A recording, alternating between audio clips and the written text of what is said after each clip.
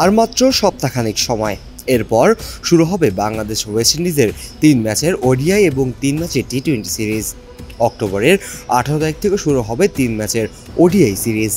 প্রতিটি ওডিআই ম্যাচই হবে মিরপুরের হোম অফ ক্রিকেট গ্রাউন্ডে। সেই ম্যাচের জন্য তোড়জোড় শুরু করেছে গ্রাউন্ডসম্যানরা। যে করেই হোক ম্যাচের আগে ঠিকঠাক করা লাগবে মিরপুরের মাঠ এবং পিচ। সকাল থেকে থেমে থেমে বৃষ্টি পড়লেও যখন মিরপুরের আকাশে রোদের ঝলকানি দেখা গেছে, তৎক্ষণাৎ কাজে নেমে পড়েছেন গ্রাউন্ডসম্যানরা।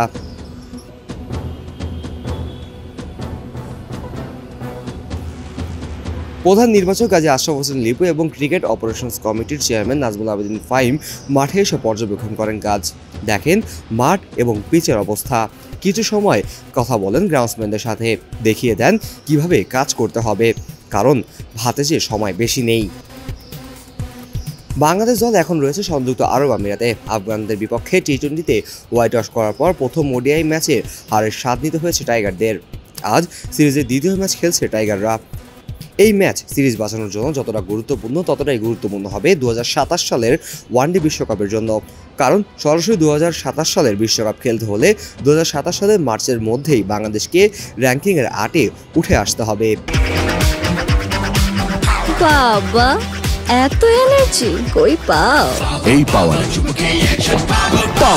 চুমুকে অ্যাকশন।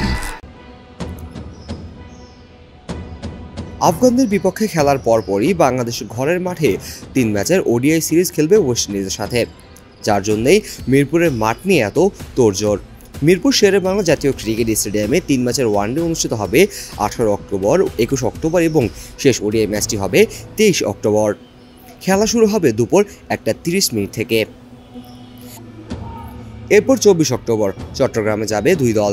বিশিষ্ট শহীদ ফ্লাইট লেফটেন্যান্ট মতিউর রহমান স্টেডিয়ামে 3টি টি-20 হবে 27 অক্টোবর, 29 অক্টোবর এবং 31 অক্টোবর। ম্যাচগুলো মাঠে গড়াবে সন্ধ্যা 6টায়। আফগানদের বিপক্ষে সিরিজ শেষে ওয়েস্ট ইন্ডিজের সঙ্গে হাই ভোল্টেজ লড়াই মাঠে নামবে ঘরের মাটিতে। ওয়ানডে ও টি-20 দুই ফরম্যাটে যোগ থাকবে টাইগারদের পারফরমেন্সের ওপর। বিশ্বকাপে সরাসরি জায়গা নিশ্চিত করতে হলে প্রতিটি ম্যাচই এখন মূল্যবান। প্রতিটি ম্যাচই এখন একটি ফাইনাল হিসেবে বিবেচিত হবে।